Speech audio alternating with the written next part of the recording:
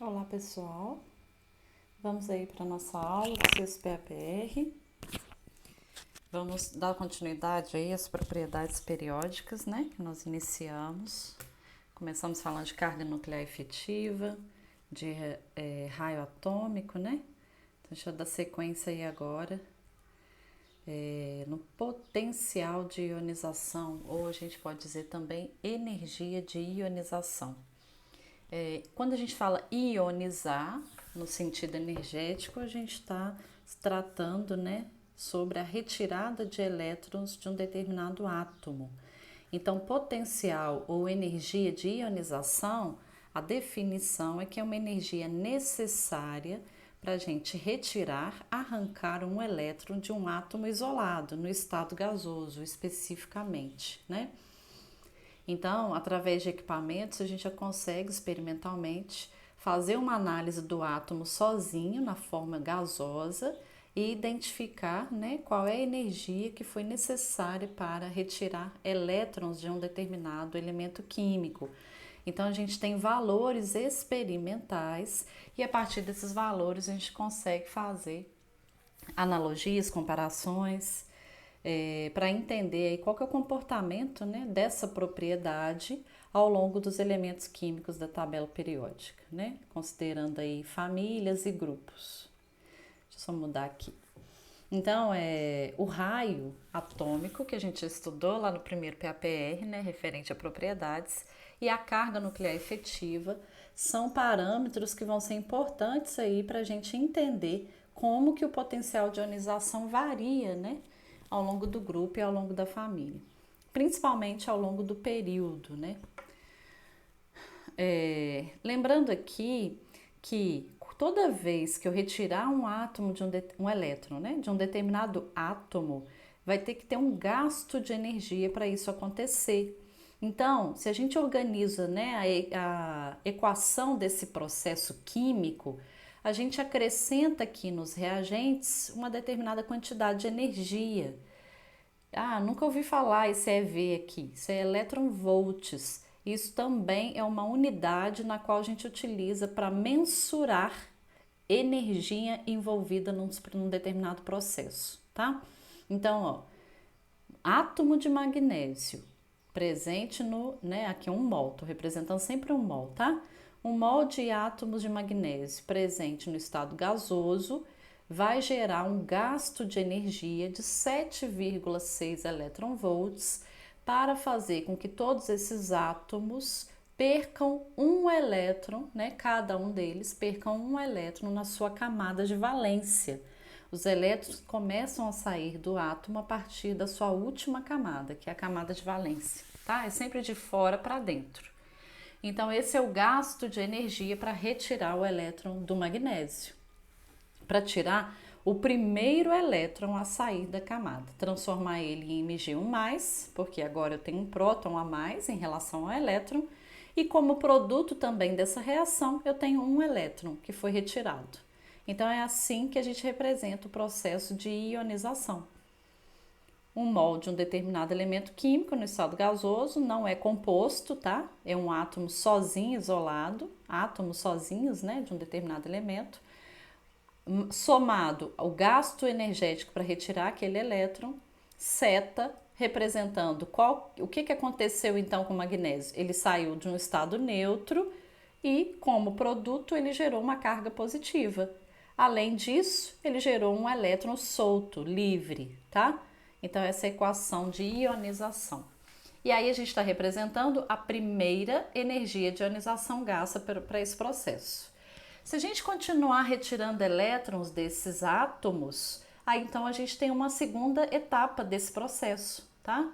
Então eu não represento todos os elétrons saindo de uma única só vez. Eu represento elétron por elétron. Com isso, a gente vai ter outros gastos energéticos. Então eu vou ter a segunda energia de ionização. Em que situação? Quando eu for retirar o segundo elétron dessa espécie aqui que já foi formada lá na minha primeira etapa, tá? Agora, eu vou continuar retirando elétrons de um determinado átomo? Se sim, né? Se a gente for avaliar essa próxima etapa, então vai configurar aí como terceira energia de ionização. Então, observe que cada elétron que sai dos átomos, cada mol de elétrons, de um mol de um determinado elemento químico, a gente tem uma energia gasta associada a esse processo, tá? Em termos termodinâmicos, a gente diz que os processos de ionização são endotérmicos. O que isso quer dizer? Endo aqui significa que o átomo teve que absorver essa energia para que o elétron conseguisse ser removido do átomo, tá? Então é um processo onde se absorve energia para ocorrer. Ao contrário de processos exotérmicos, que é o próprio sistema liberando energia para gerar um determinado produto. Então a energia aparece aqui no produto da reação, tá? Eu não sei se a gente comentou sobre esses tipos de variação energética na sala de aula, mas normalmente eu já introduzo o ano falando desse princípio da termodinâmica na química, né? Todo processo químico envolve energia, ora sendo absorvida no reagente aqui, ora sendo produzida. Então a gente tem dois processos, endo e exotérmicos, tá? Então o que a gente vai gravar aqui do potencial de ionização? Que esse processo, né, quando eu retiro o elétron de um átomo, eu sempre vou ter um gasto de energia para isso acontecer. Então, termodinamicamente falando, esse processo vai ser sempre endotérmico, tá? Aqui sim a gente dá essa certeza, ele é endotérmico. Agora, qual é a relação desse processo energético com o raio, né?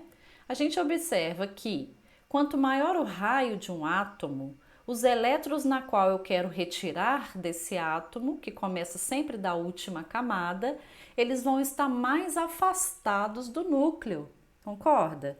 Né? Se o raio é muito grande, o elétron que eu quero ter retirado do átomo, que está na camada de valência, está muito longe da força de atração do núcleo.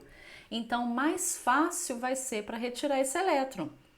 Se é mais fácil, a consequência disso é que vai gerar um menor gasto de energia de ionização, tá? Então, a gente sempre faz a associação desse parâmetro, energia de ionização, com o raio. Agora vamos pensar ao contrário. Eu tenho um átomo pequeno de um raio menor, né? Então, quanto menor for o raio, qual que é a consequência disso para o parâmetro de energia de ionização? Se o raio é pequeno de um determinado átomo, o elétron está muito pertinho do núcleo, certo? E o núcleo está exercendo uma força eletrostática sobre esses elétrons. Então, quanto mais próximo do núcleo, menor é o raio desse átomo e mais difícil fica retirar esse elétron da camada de valência. Ou seja, difícil em que sentido? Eu vou gastar mais energia para fazer essa retirada desse elétron, tá? Então, essa é a comparação que a gente faz com o raio. Com base nisso, então, na verdade eu expliquei lá no primeiro slide o que está aqui no segundo, mas tudo bem. Qual que é a tendência? Quanto maior o raio, menor a energia de ionização. Então, a gente tem uma relação inversa, tá vendo? Maior raio, menor energia de ionização. Por que disso? Porque inclui aí também efeitos de tamanho e efeitos de blindagem, quando a gente cair aí na carga nuclear efetiva, né? Então, ó, quanto mais níveis de energia, mais longe os elétrons de valência estarão da atração eletrostática proveniente, né, de uma carga que o núcleo faz sobre os elétrons. Portanto, menor será o gasto de energia de ionização. Então, essa ordem a gente, né, entende, mas se eu te der uma ordem inversa, né, ou seja, quanto menos níveis de energia, menor vai ser o raio, maior vai ser a atração núcleo-elétron. Então, por consequência disso, que maior será a energia de ionização, tá? Então, estou comparando aqui, por exemplo, ó, ao longo de um grupo, né, se você observar o hidrogênio lá no grupo 1, se você, né, colocar ele no grupo 1, você vai ter um determinado raio para o hidrogênio, Descendo no grupo 1, você tem o lítio com 3 elétrons, mas que tem um raio maior, né, com 2 camadas. Continua descendo, a gente vai para o sódio com uma camada a mais, ou seja, esse último elétronzinho que eu estou a fim de retirar desse átomo e avaliar qual é a energia necessária para retirar esse elétron, né? Que vai acontecer quando eu estou descendo no grupo, então? Eu estou diminuindo a energia de ionização necessária para arrancar esse elétron. Por que diminuindo? Porque se o elétron está ficando cada vez mais longe da força do núcleo, mais fácil é para mim arrancar, para eu arrancar esse elétron, certo? Energeticamente falando, menos energia eu gasto. Bom, agora eu avaliei no grupo, vamos avaliar agora qual é a tendência, né, do potencial de ionização ao longo de um período. Então eu peguei aqui o quarto período, onde eu tenho potássio, cálcio, escândio, nessa sequência, né, ao longo do mesmo período. O que significa? Se eles são do quarto período, eles possuem o mesmo número de camadas, certo? Teoricamente, era para ter o mesmo custo energético para arrancar esse último elétron aí da quarta camada. Porém, eles possuem o mesmo número de camadas, só que quando eu vou da esquerda para a direita, saindo aqui do potássio, sequência até o escândio, o que está aumentando com a carga do núcleo? O que está acontecendo? Ó, ela está aumentando a carga nuclear, ou seja, quanto maior o número atômico, maior a quantidade de prótons nesse núcleo, e se eles possuem o mesmo número de camadas, quanto mais prótons tiver no núcleo, maior vai ser a força com que o núcleo exerce sobre os elétrons da eletrosfera. O que acontece com o raio nessa sequência aqui? A gente já viu lá no quinto PAPR.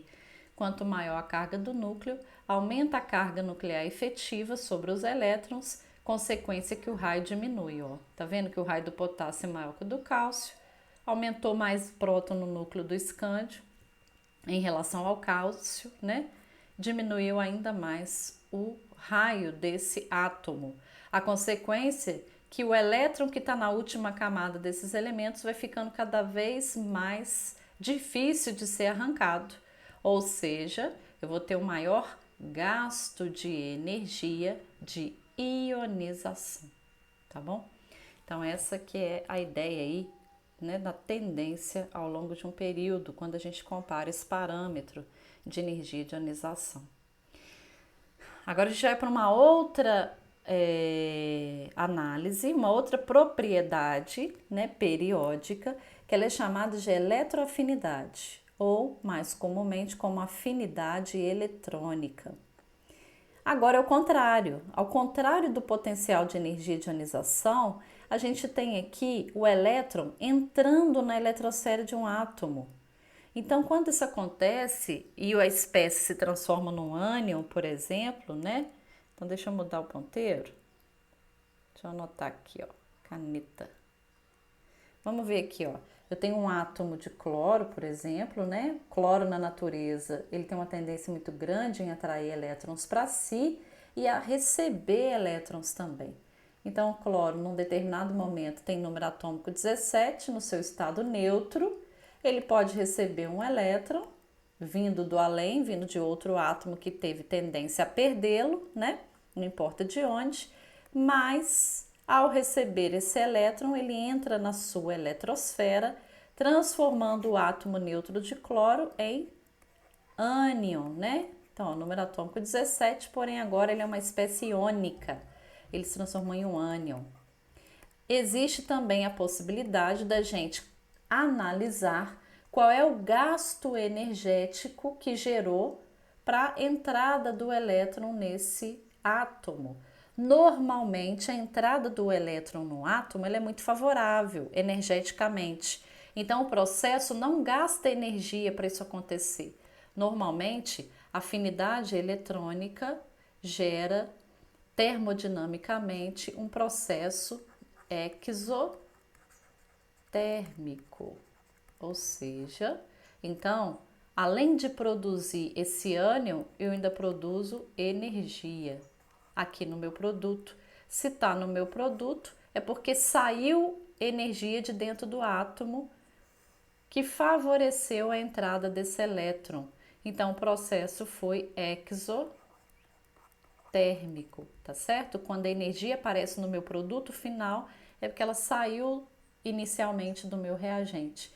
Isso indica para mim que eu não gastei energia para esse processo químico acontecer. Ele aconteceu de forma espontânea, de forma natural e liberou energia para isso acontecer.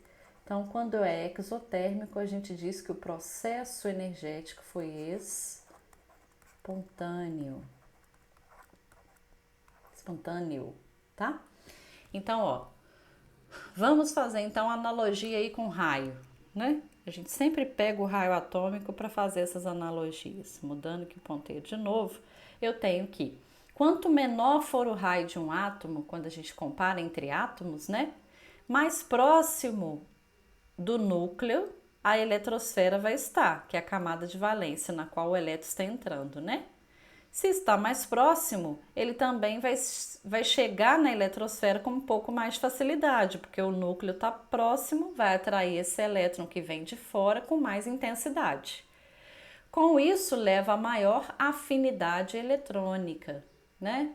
Então, se a gente comparar aqui, vamos voltar. Se a gente comparar um átomo de flúor com um átomo de cloro, volta para a caneta.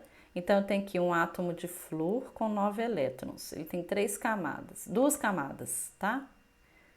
Uma, duas. Temos logo abaixo um átomo de cloro com 3 camadas. Número atômico 17. 2 camadas, 3 camadas. Ou seja, o átomo de flúor, então, vai ser muito mais afim do elétron do que o átomo de cloro. Por quê? Porque o elétron, quando entrar na eletrosfera do flúor, vai entrar nessa camada de valência aqui, um elétron que vier de fora, certo? Ai, gente, tô fazendo uma bagunça aqui, peraí. Um cotô. Perdi aqui minha anotação, deixa eu fazer aqui para cima. Então, tem um átomo de cloro, 17 elétrons, 17 número atômico, né?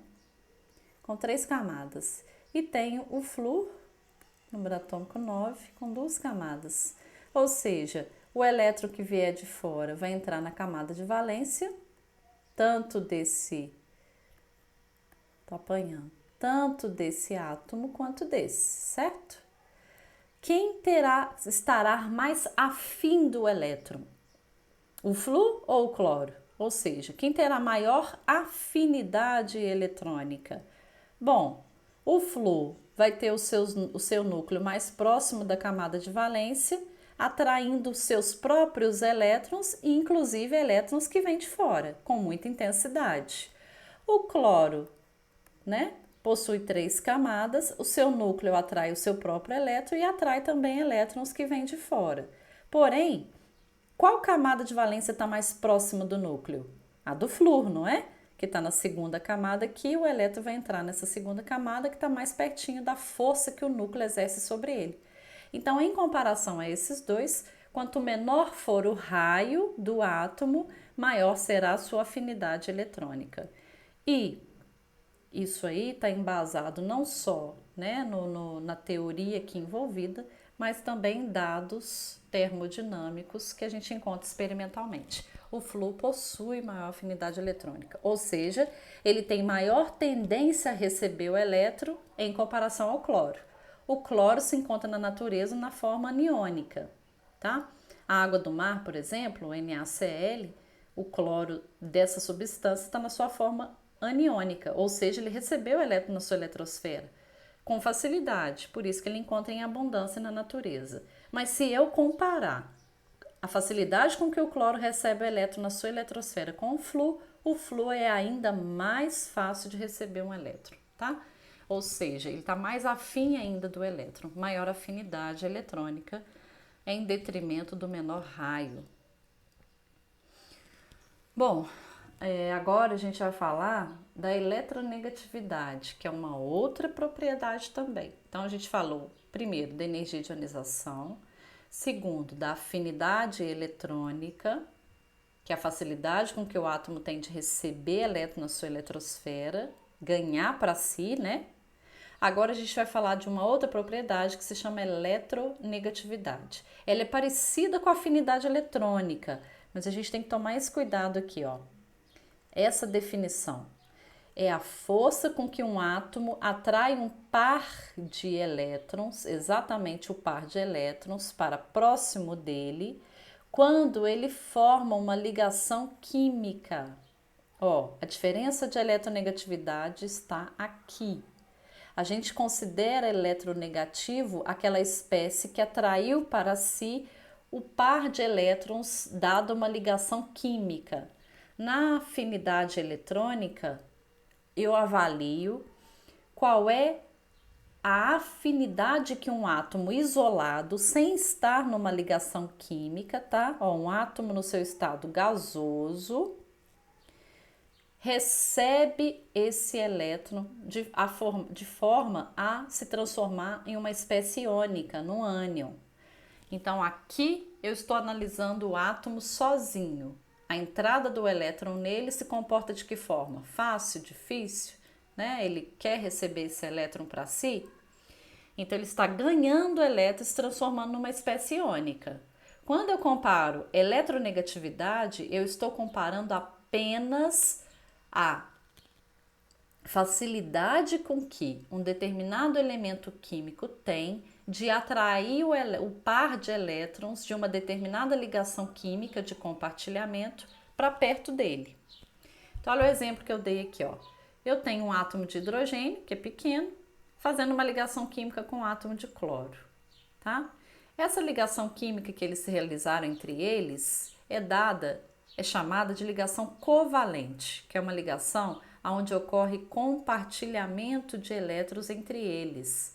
Nós vamos ver esses tipos de ligações mais detalhadamente, tá bom? Mais à frente.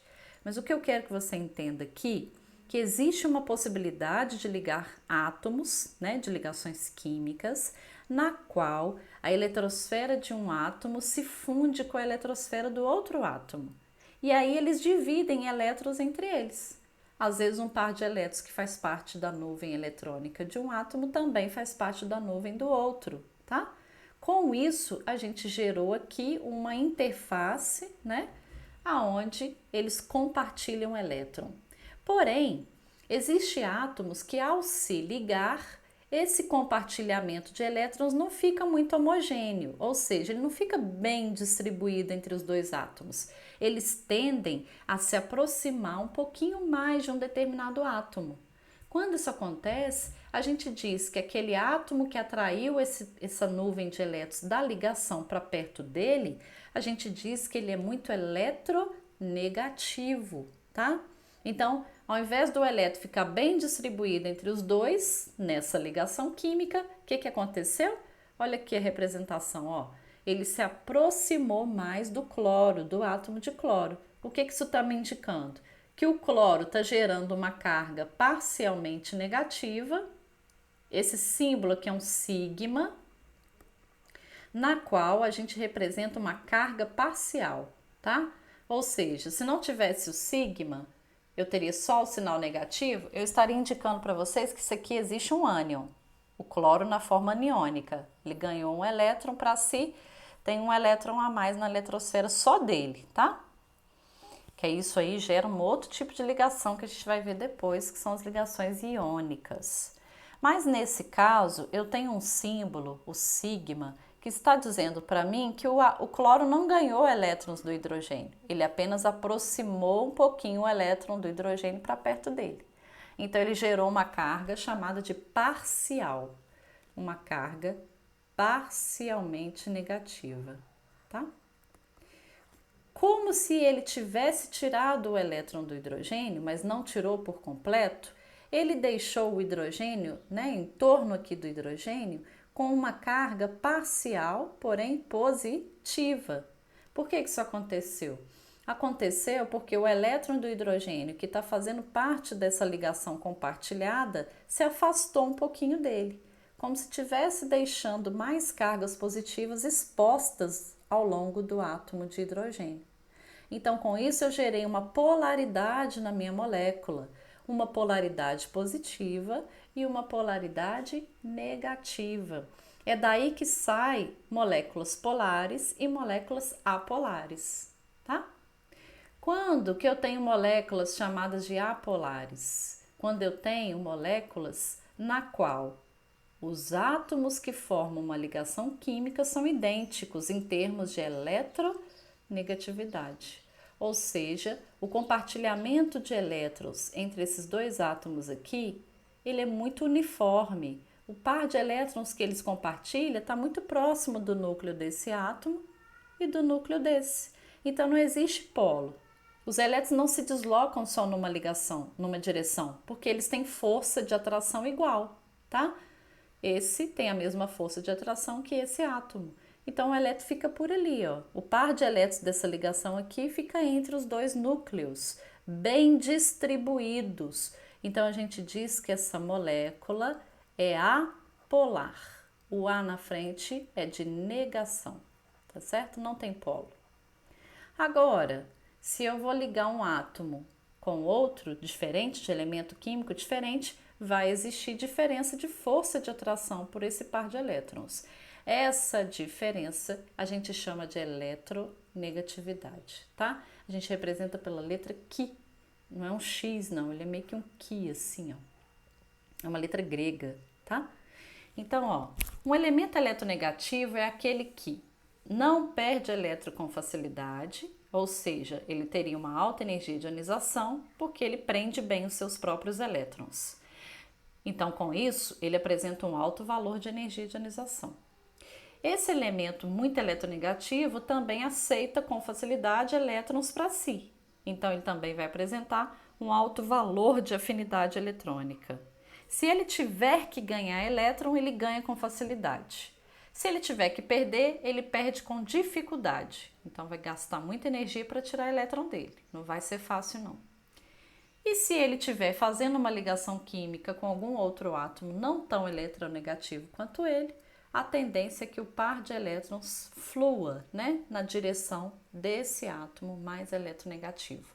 Com isso, então, a gente vai gerar uma molécula polar, com polos parcialmente positivo e polo parcialmente negativo, tá bom? Então, essa aqui é a ideia aí de eletronegatividade.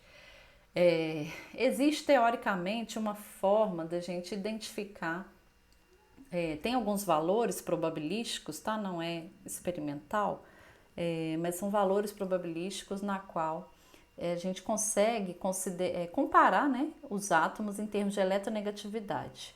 Existem algumas tabelas periódicas, não sei se a sua que está na sua mão aí, com certeza você está com a tabela periódica na mão, não é isso? Estou certa disso ou estou enganada? Estou te vendo, hein? Você está com a sua tabela? Olha a orelha, vou puxar a orelha. Olha aqui, ó. Tem tabela periódica, observa aí se tem esse valor para o hidrogênio, por exemplo. 2,1, no sódio 1, para o lítio 1. Se tiver, deve estar na legenda dizendo que isso aí se refere à eletronegatividade. Então, existem tabelas que já trazem esses valores. Então, por exemplo, ó, se eu pedir para você fazer uma ligação aí entre o hidrogênio e o flúor, uma ligaçãozinha você representa basicamente com um tracinho. A gente vai aprender depois, tá? Mas coloca um tracinho aí entre o hidrogênio e o flúor. Faz aí no seu caderno. Agora avalia para mim, com base nesses valores que eu te dei aqui de eletronegatividade, se a união entre essas duas moléculas vai gerar uma molécula polar ou se vai gerar uma molécula apolar. O que você me diz? Para o vídeo, eu vou dar sequência aqui, né? Mas aí você para o vídeo, faz e vê se vai bater com o que eu vou falar, tá bom? Então, 1, 2, 3. Então, eu tenho certeza que você encontrou essa diferença aqui, ó. 2,1 para o hidrogênio contra 4 para o flúor, né?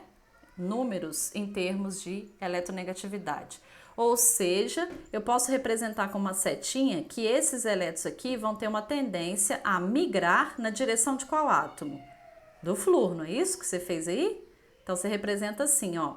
Dá um tracinho aqui no finalzinho da setinha, né? No início, na verdade, da seta. E a seta está representando o movimento eletrônico dessa ligação na direção daquela espécie que é mais eletronegativa. É o caso do flúor aqui, não é isso?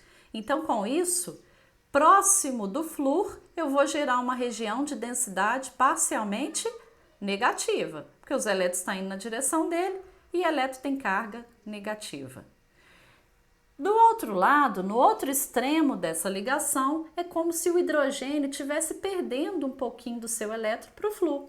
Não doou o elétron para o flúor, ele só se afastou um pouquinho do hidrogênio. Então, com isso, a gente vai gerar um outro polo aqui, que ele é parcialmente o quê? Positivo. Então, o que eu formei entre o hidrogênio e o flúor nessa ligação? Eu formei uma molécula que ela é polar. Tem polos, né? Polo positivo e um polo negativo. Elas estão unidas, né? São átomos que estão unidos. Então, você imagina duas esferas unidas entre si, mas um ladozinho da esfera está mais positivo e o outro lado está um pouquinho mais negativo. Então, eu gerei polos positivos e polos negativos, tá bom? Agora, vamos fazer o inverso. Vamos pegar aqui, deixa eu avaliar, um átomo de hidrogênio, pode ser, hidrogênio ligado a hidrogênio. Já falei esse exemplo, né?